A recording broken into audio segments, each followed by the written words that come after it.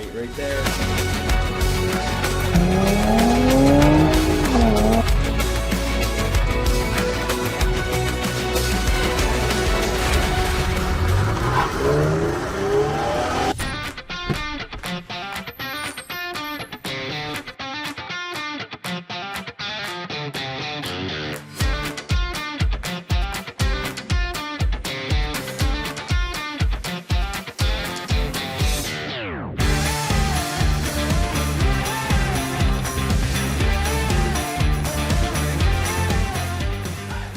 Yeah, kind of started without you guys. It's got to get done.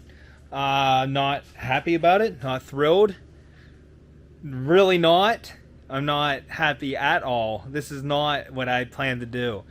Looked up videos on this. On dropping the engines. There are none. So join me for this.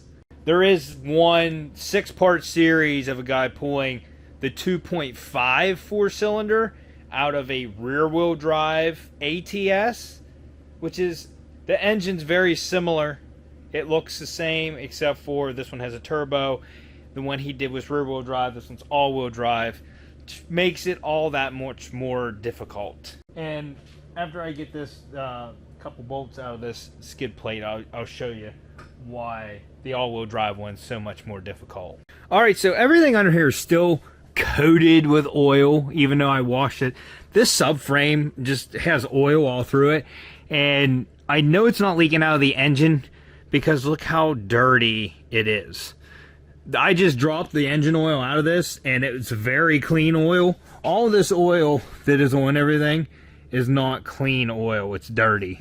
And if you look, anywhere you look, you see it is clean. Oh, there's something else I forgot to show you. This thing's just, it is fighting me every inch of the way. So I put it up to drain the fluids, and I'm over on the driver's side. Let's go over to the driver's side. And I started to see all this grease slung on everything. What the fuck? Look! Oh yay! A blown CV boot. So I replaced this control arm, as you can see, brand new. Thing drives straight now. But when I was trying to straighten the old one out, I was heating it, and I almost feel certain, because it just blew out after I did that work, that I might have heated it too much in that area, and I caused that. Thankfully, these axles are not that expensive. You could just replace the boot, but I just went ahead and ordered an axle. It was $49 with shipping, is more like 60. And then there was another part that is going bad. It's not completely bad yet, but this rubber coupler on this drive shaft, as you can see, it's starting to chunk, and that can cause a vibration. On 2 of these, it's starting to chunk. So I did order one of those, which was also about $45, so about 60 after shipping and stuff like that, so about $120. That's a small fee compared to the engine I have to go pick up next week. Might be this video. The replacement engine I'm getting for this has 88,000 miles on it. It's an hour away from me, so it's the closest one I could find. And it's the best price I could find, really, with that kind of mileage, is $2,050. Now, there's going to be a core charge on that, so I'm going to say, we'll say $2,500 is what I'm going to be paying for this engine until I can get this one there. I need to know what all needs to go back with this used engine, because I'm thinking I'm going to tear some parts off of this engine, because all the new stuff that I put in it, the timing guides, chain, coils, spark plugs, I don't care about them. That's fine. I didn't replace the spark plugs. But just a couple things like the timing setup and stuff like that, and coils. It would be nice stuff to give to the guy that's buying it. 'Cause the guy that originally wanted this, I was going to give him his money back, and he told me to keep it. He's still interested when I get it done. So, yeah, there's that. I'm bound and determined to not let this car beat me. So I'm just like, it's growing pains. It's just what I got to do, okay? So we're doing it. So the exhaust I ripped out, which was a pain in the butt. I had to loosen all of these, and then I still had to bend these in just to get it down out without removing the bumper. I'm assuming that's what they want you to do, but we did it without doing that.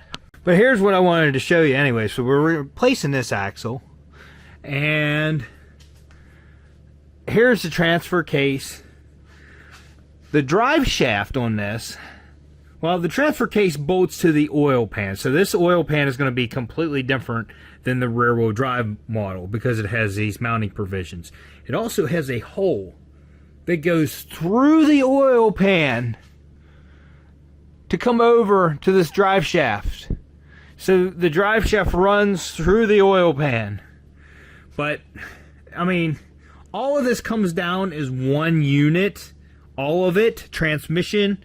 So we'll leave that on it. The transmission, I can leave this drive shaft on it for right now, but whenever we take the engine off, I'll have to take it off. It'll be a lot easier to do out of the car. Like these, this. We're gonna take the control arms off of this subframe. We need to tie up the radiator because I don't want it coming down out with it. So I'm just gonna leave it up in there.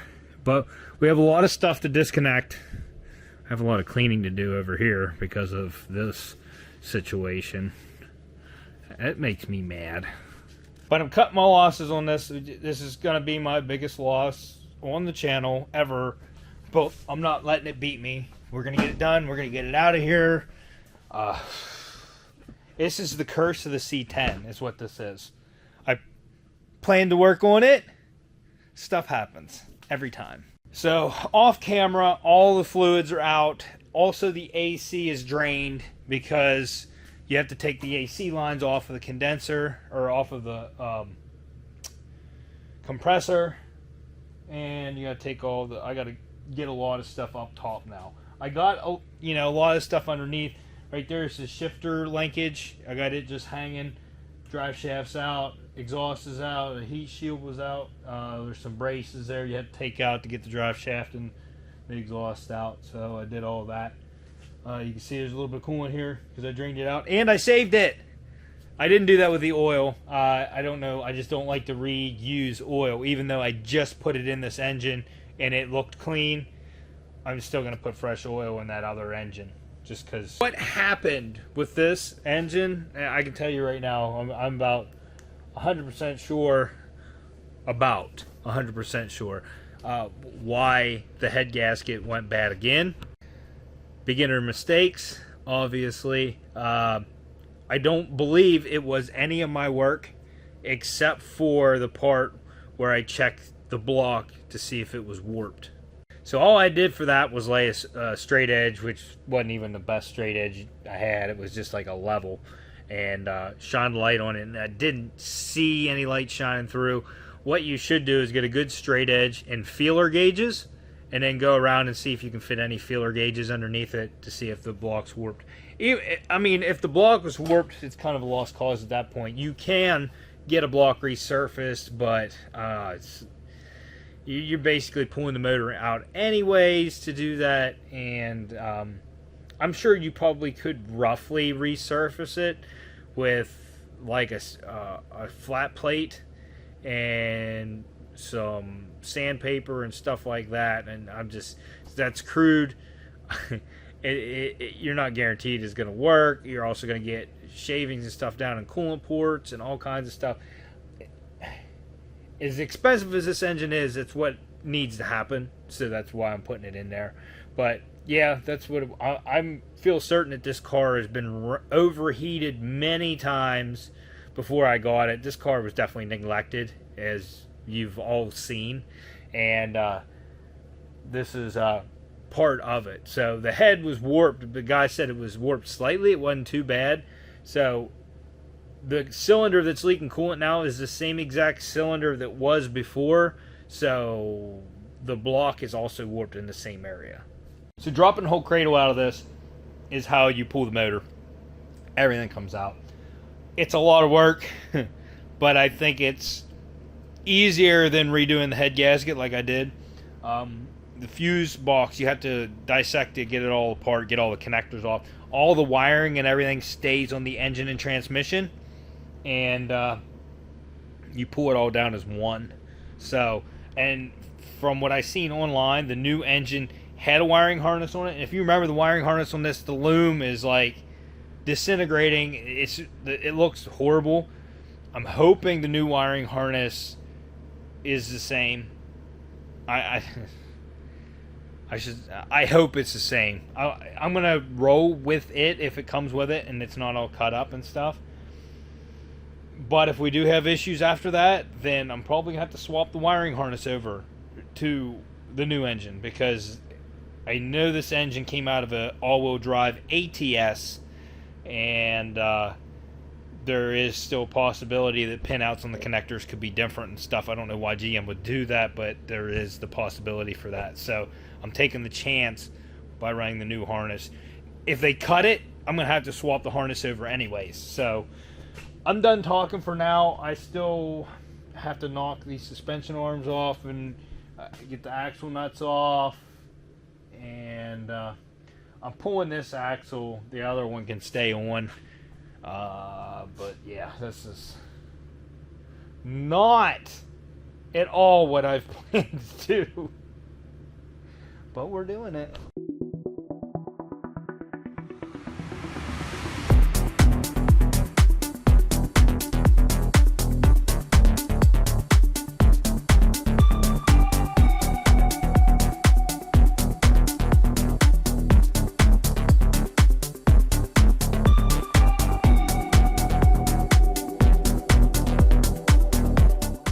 With that stuff out, we can see the whole cradle, okay?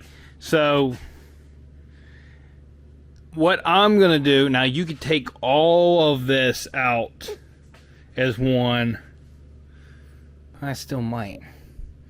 If you take the top shock off, then everything drops with it. I think we might do that. The video I watched, the guy did it. He dropped the cradle separate from the engine. He dropped the cradle down, then put it down and put the engine and transmission on jack stands, and then lifted the car off of it. I think we're going to do this all as one unit. I do want the radiator and stuff to stay in, so I'm going to zip tie it up from up top to everything up there and try to get it to hold tight up top. So all it's got to do is come out of these rubber mounts. It shouldn't be a problem. Your intercooler tubes, they're really easy to take off on these things.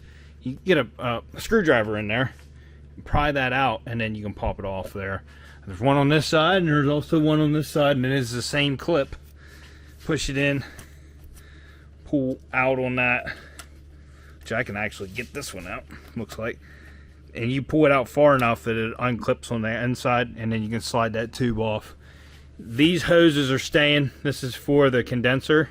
I watched a video and the dude disconnected them up on the compressor. I think that's the way we're going to do it. Actually, do we do that? See, it's going to be a lot harder for us, being the all-wheel drive model. You have to get the steering knuckle disconnected. Right there it is. And there's transmission lines right there. They need to be disconnected. The cooler lines, he disconnected them right here and pulled them out of the way, but I think we're going to have to disconnect. We're going to have to do it the other way and disconnect it from the cooler. Just being all-wheel drive, I can't separate all this stuff until I get it down out of the car, it looks like. So, yeah, nice.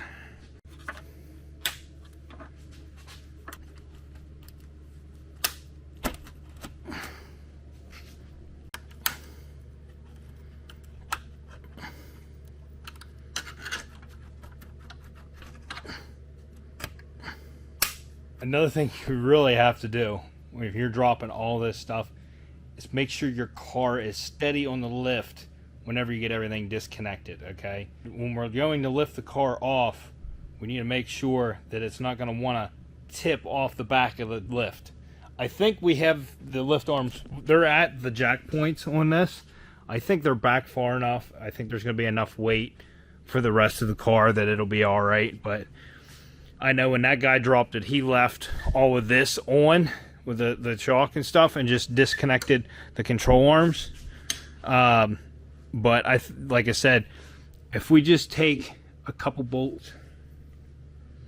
Oh, the brakes, the brake lines. Oh, we're gonna have to rebleed the brakes. I didn't even think of that. Oh, this is great. All right, I think we are gonna do what he did. We're gonna leave shocks in, leave the hubs on with the brakes and stuff. That way we're not breaking the brakes loose and causing even more work by having to rebleed the brake system. So we'll just have to disconnect enough stuff here that we can leave this hanging. The shock will hold it. So we'll have to disconnect the sway bar because it's coming off. These have to come out, the CV axles, and then these have to come out. And I'm thinking we'll just take them off here and here instead of up, because they can spin then, get it down out, spin it out of the way. And then there should be plenty of room. And then this one can spin the other direction. And then the steering arm, we'll disconnect it here and break it loose.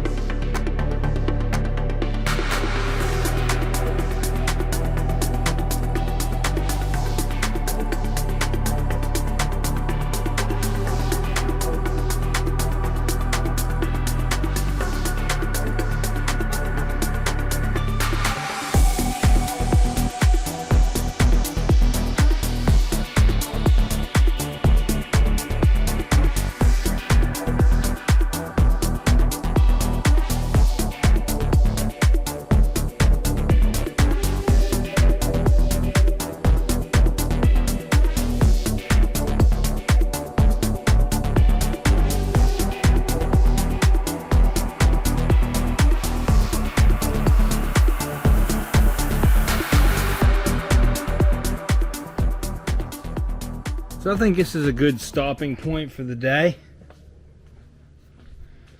I got them both zip tied back to the body, kind of like pulls it out of the way, so whenever I do go to drop this, it won't be much of a problem. There's a special tool for pulling these axles out. I don't really think I'm going to need it. I only need to pull that one over there. I don't know exactly how all this comes apart but it'll be a lot easier to do once it's out of the car. So I'm not messing with it right now. It's going to come down with the engine. So that's great. Yeah, see. So we'll replace that then and fix my mess up. I got to clean. Look at all the grease on that brake caliper. No. I do my jobs right because I do them twice. Or is it, wait, 3 times? Third time's a charm? Is this like the third? Yeah. Third time's a charm. Hopefully. Alright, so I just disconnected the battery because we can't have any power to this thing. Because we have to dissect all of this. The ECU's underneath it. So all this needs to come out. And this. So we'll remove that. Then all the connectors need to be removed from the box itself. Because part of them go with the engine when you pull it out. There's the ECU. You can see it down there. It's got to be disconnected, and I think it's supposed to be removed too. I honestly think the engine can come out without taking that off. I already have the bottom tube disconnected, so might as well.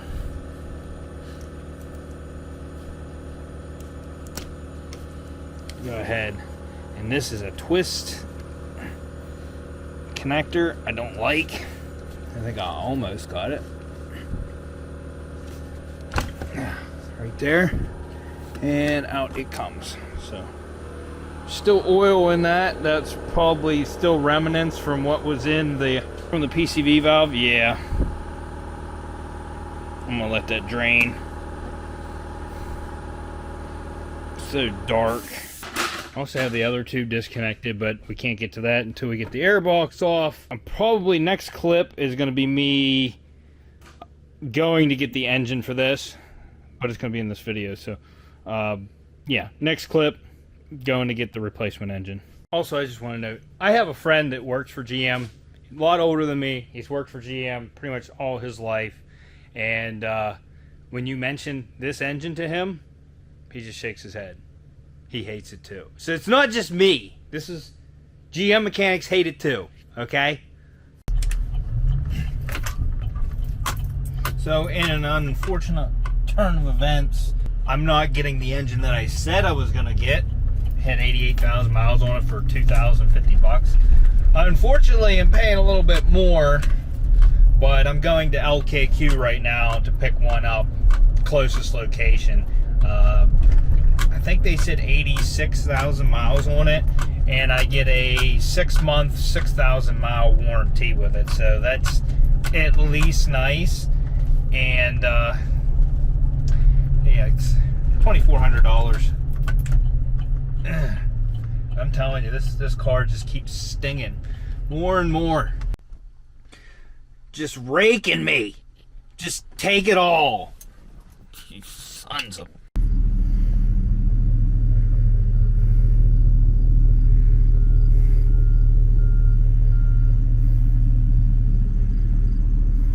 So there it is, as you see it. You get the bare essentials. They cut off everything. Every sensor snipped right at the plug. Cooler lines are snipped. All kinds of stuff cut. So we're gonna have to swap everything over. The only extra thing they did give me, which was surprising me, was the front differential right here. And only thing I don't know about this is if this has a different gear ratio. So right here, it has it stamped on here. I'm guessing this is the ratio, 3.27. So we'll have to check that on mine. If this is correct, we might just roll with that on there because it's a lower mileage unit. Besides that, we're getting off injectors and you know, the pump and stuff. But besides that, we gotta swap everything over. Nice thing is, we did have brand new gaskets on our intake manifold. We have brand new gaskets on our exhaust manifold. So all this stuff we're gonna swap over. Oh, nice. For the sake of the channel, what I was thinking of doing was taking the engine out of the car that's in it, putting this engine in, and then redoing that engine, having the block decked and stuff. But I just called the garage that did the head, and you have to tear that engine down to a bare block to have it resurfaced. And it's just, it would be a lot more money into that engine, and then it would be a tough sell after that. And then you don't even know if it's going to run right after that, because you deck the block, you deck the head, so you're probably going to have to use a thicker head gasket at that point. And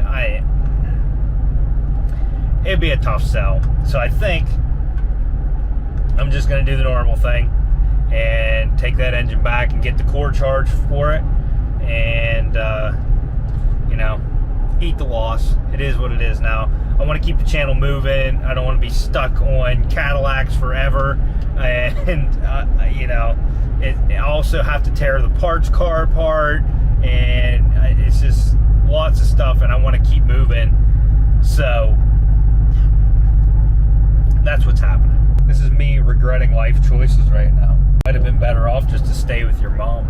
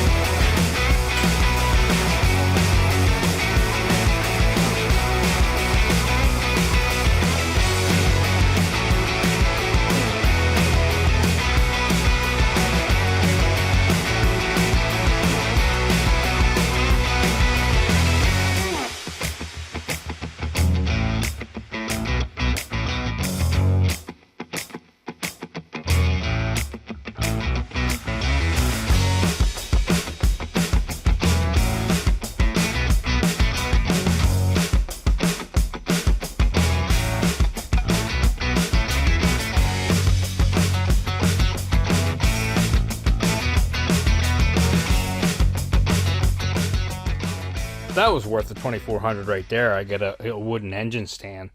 That's real nice. I never thought I was ever going to be able to use this when V4 sent it to me. I was like, well, you know, I have it just in case. Yeah, shows me this was meant to be. It's not really what I wanted to do. So I did go ahead and I pulled every one of the spark plugs and I ran a scope down in there. All the cylinders, everything looks good on this thing. Like I said, I don't know.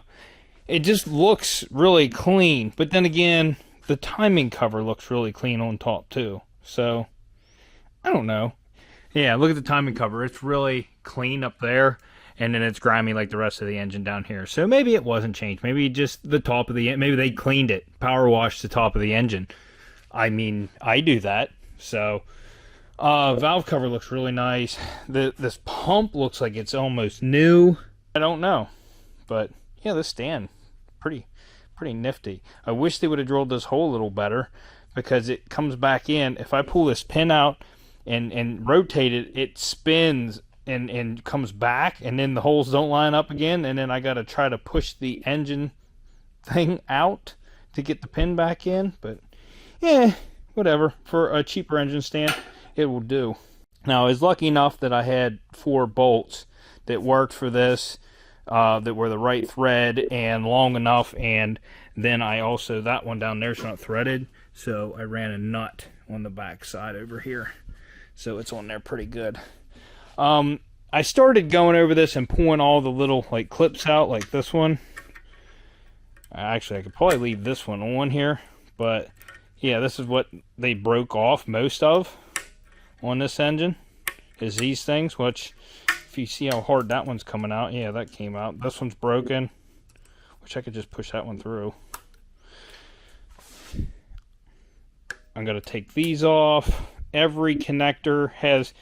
Yeah, it's now I guess I'm pretty sure you can get these lines out of here. I have not successfully removed any of them yet, but you know, just like mine, oily. So I'm not sure. I thought about replacing this, but look at the valve cover on this one. It's just grimy compared to that. Like that one's really not that nice, and this one is very nice. Then the cam sensors, replacing that's 1 bolt. That's simple. Same with this one. I'll go ahead and replace that because it's really simple.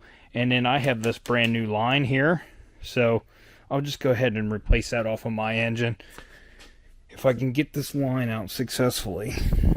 It looks like if you have a screwdriver on this side and a screwdriver on this side, you might be able to unclip it. Oh, I'll try. See, I almost feel like this is like a one-time use line and valve, because it's like, it's almost impossible to get that out of there. And I remember the valve, once it's clipped in, the only way you're getting that out is if you have the valve cover off. So I might have to buy this line. And then I remember how it clips into the turbo there, and I had to destroy the last one to get it out. I might have to buy that line again. I just don't know. It sucks. Either that or there's some sort of special tool that goes in these fingers here that releases that. I don't know.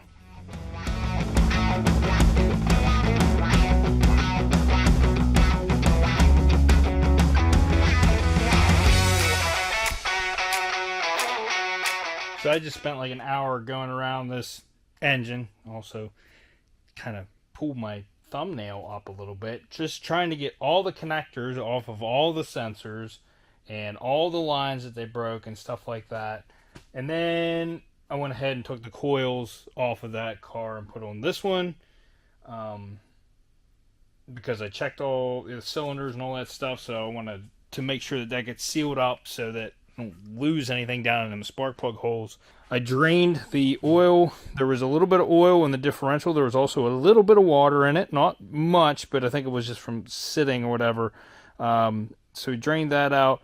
I also drained about a quart of oil out of it. It's supposed to have no fluids in it. Looked like they just hurried up, and then I accidentally dropped a bolt in here that was sitting on this engine. But yeah, as you can see, there's about a whole quart of oil here that was still in the engine. I think they just pulled the, or put the plug back in early instead of letting it all drain. What I was surprised to see is on the fill plug for the differential and the drain plug, there was a good bit of, not big metal shavings, it was like normal metal shavings, but there was metal shavings, and then the oil was a little bit of metallic. Now for a differential, that's normal. But this thing had like, this engine has 85,000 miles on it. So I was like, you know what? It kind of makes me want to change the fluids in my differential, the front and rear on my CTS. So we'll probably be doing that in the future. And everything's pretty good on this engine. It looks pretty good. They put these little LKQ stamp things on there that will void the warranty if you take them off. There's one right here where you'll never see it with the intake manifold on. And then there's another one on the head, right. Well, no, that's the Tommy cover, not the head. Then they also give you a big check sheet here, right there, that you're supposed to go over to, and you're supposed to complete it, because if you don't, it voids the warranty. All right, next day. Let's get this engine out. Oh, I did get this fitting off. If use one of these and kind of squeeze it in there, you can see there's a clip on this side and this side. I don't know if there's special tools to release them, but you have to get something in there in between and clip one side and unclip the other side. This needs to come out. So coolant tank, we have to dissect the fuse box, and then the steering linkage over here. There's a sleeve in it with 2 bolts in it, and I think that's going to be our easiest point to disconnect it. I haven't even looked up the procedure. I did get the all data for this for another month, just because there's a splined knuckle at the bottom, but it can be oriented in different ways. That sleeve only goes on one way, so I think that's going to be our best bet to disconnect that. Fuel lines, air box has to come off. There's another intercooler tube, transmission cooler lines, AC lines have to disconnect. And then I'm going to try to keep the radiator and stuff in here. Let's get to it.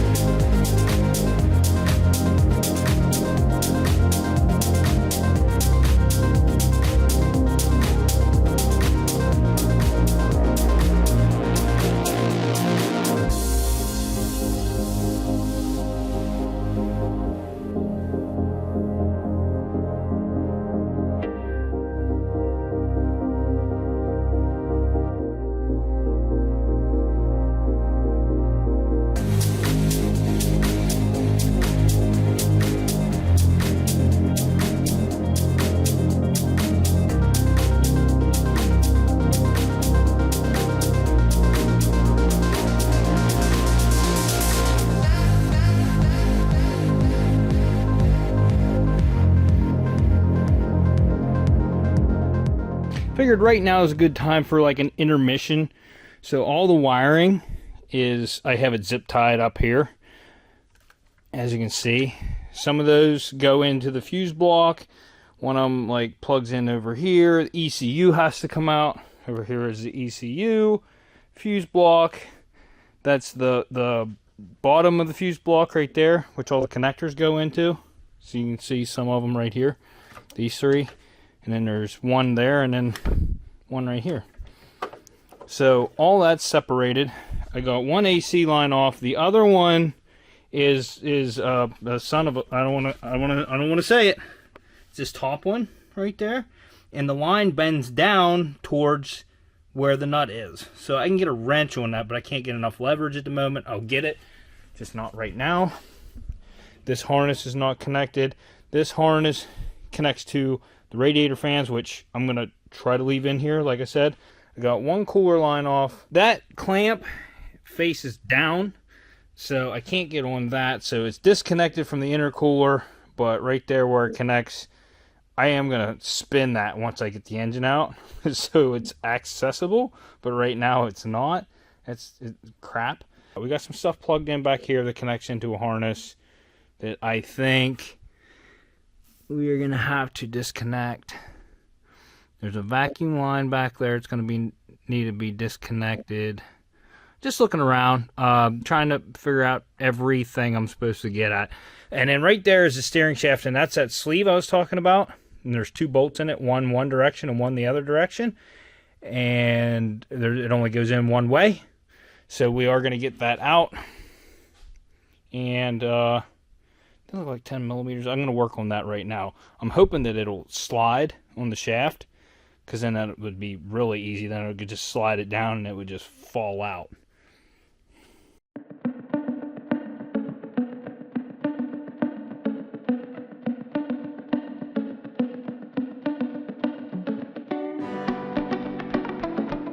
So that is a slide joint. Unfortunately, it does not want to slide like it's supposed to. I got it down enough that it will disconnect when I drop this. So we're just going to roll with it. I'll just have to guide that whenever we're dropping the car down on it. We're going to have to be looking at a bunch of things when we drop the car down on it. But all right, so transcooler line's off. AC line's off. Zip tied this up. I better grab. I left my clip down here for the transmission cooler line. I already lost one and had to use a spare one. Okay. The two lines going into the firewall have to come off. The one comes from the coolant bottle, but it also has a T which connects to these lines over here. And then there's another T, or another line right there, that connects in somewhere back there. I can't see it. I'm not trying to see it. And then the vacuum hose over here to the brake booster. So I'm going to go ahead and do those couple things. Oh, and the fuel line. Fuel line has to come off. I didn't do that yet. We'll get that. And I think that's it. All right, everything disconnected. The booster, I just pulled that solenoid out of the booster and then unplugged it, so it's coming down with the engine. 6, I actually have a couple more, but these are locking jack stands. I went and bought these just so I could do this. I wanted to make sure I had ones that had locking pins in it. These ones don't, but they're going to suffice because I have 4 of these. So I got to put this thing down on the jack stands, and then my wife is going to come and interrupt me rudely. Because you need to take your pills! Old man pills. All right, now that that's over. So we have, there's one bolt here, so there's one on the other side, same story. One there, one on the other side, 2 here, same on the other side, 1 there, and then we go back to the trans mount, and there's 2 on each side of the trans mount, and that is all that holds your motor in.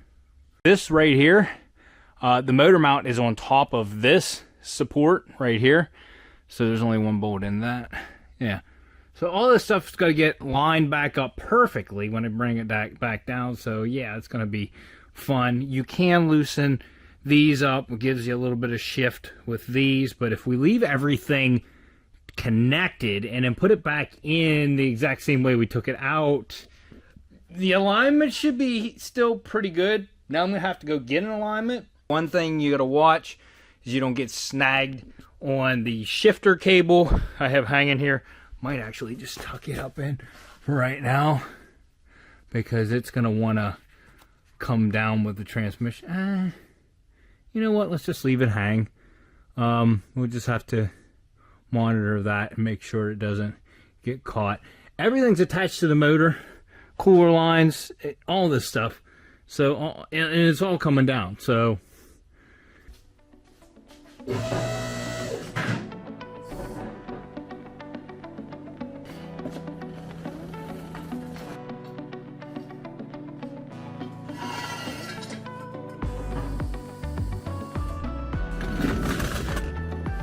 hey man, can you hand me that impact driver over there? Thanks.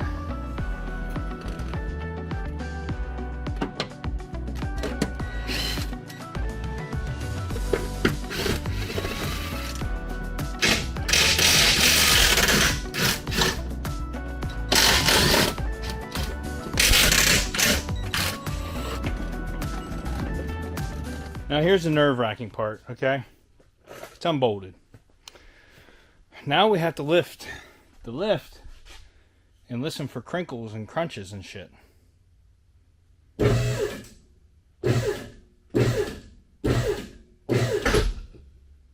Something just let free.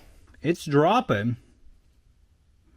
I think the subframe, yeah, the subframe just jumped. It moved as well. That's gonna be fun. There's pockets that it sits in. We need to make sure that the radiator dislodges. I'm gonna lower this down and put those jacks under the back of this because it looks like it wants to tilt, and I don't want that. I think these arms might be sturdy enough to hold.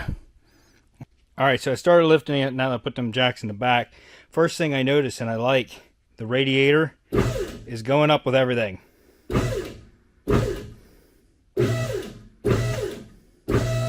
How brave do you want to be? That's the question. So the motor's coming out. I'm looking. Looks like everything's going to clear. Come over here. Looks like everything's coming down with the motor. I did get that, just so you know, I hammered on that steering arm, and I did get it disconnected before we even started dropping it. Important thing, I forgot. Okay, so now that we're separating, is do this. This car's not falling. That is the main thing I wanted to check. Let's lift with all my might. And it's not wanting to come off the lift. That's what I wanted to check. All right, continue.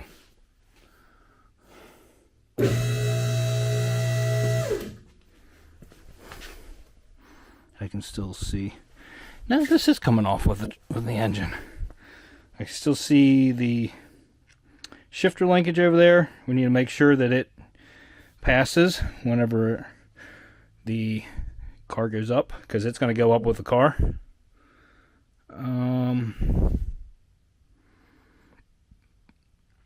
Honestly, I don't see anything that's causing me issues, which is scary. Really tight back here at the firewall. Alright, the cooler lines are now clearing. AC line. We're good. Okay, continue.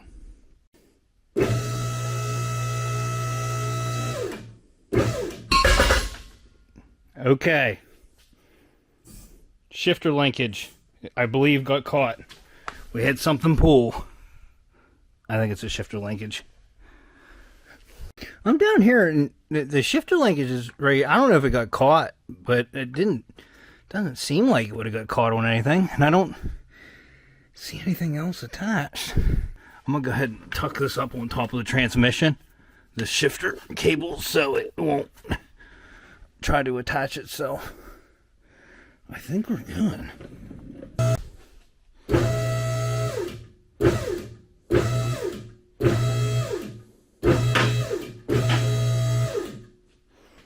All right, now we're up high enough that I can look around. Boy, look how tight these lines run right here. So tight. But yeah, that's the way it's got to be. I think we got her, boys. I think we got her licked.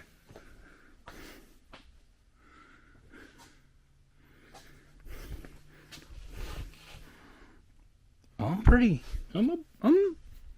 99.99% sure that we're good. Look for it to tug.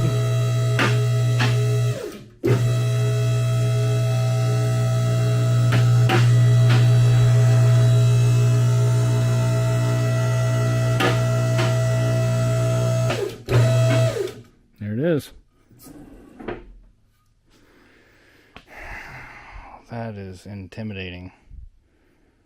That's got to be separated. Oh my god.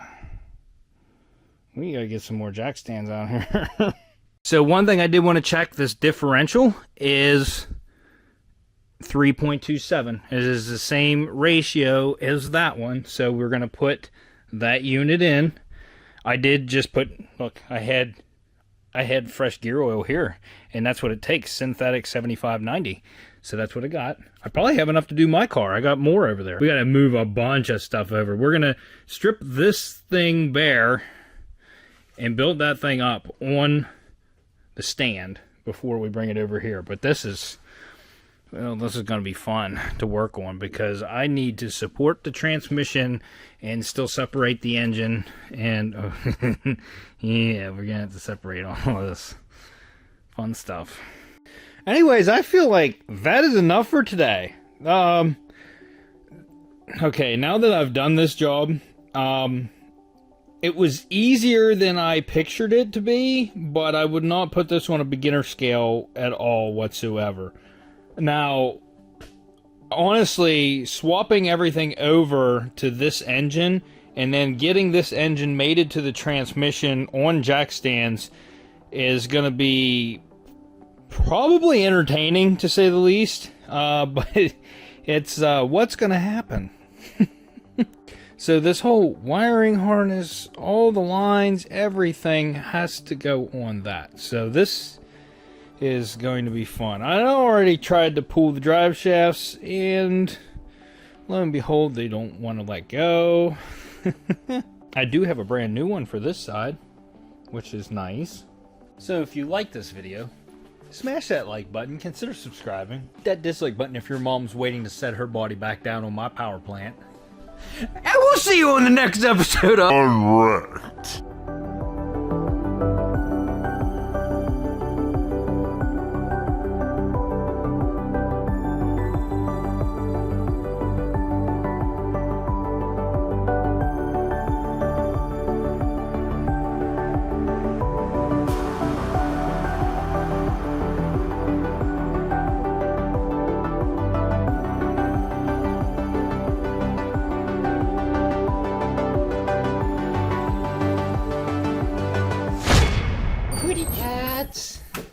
Hi, Stella. What are you doing? Stella. I'm gonna see you first for once. How you doing? How are you doing? You're the little one in the house now. Yeah, you're the tiny one. You're getting so gray. Man's had enough. What are you doing? Did I wake you? I did. I'm sorry. What are you doing? Little gray kitty. What are you doing?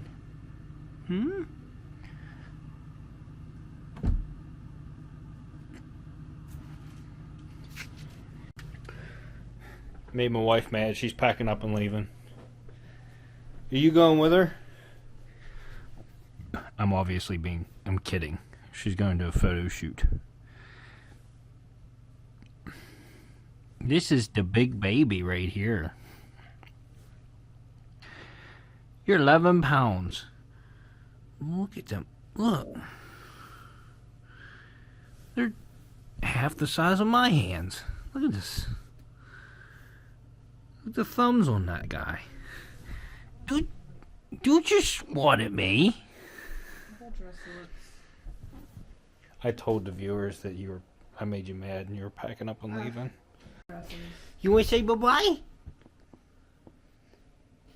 You don't understand. You don't understand. Nope. There you go.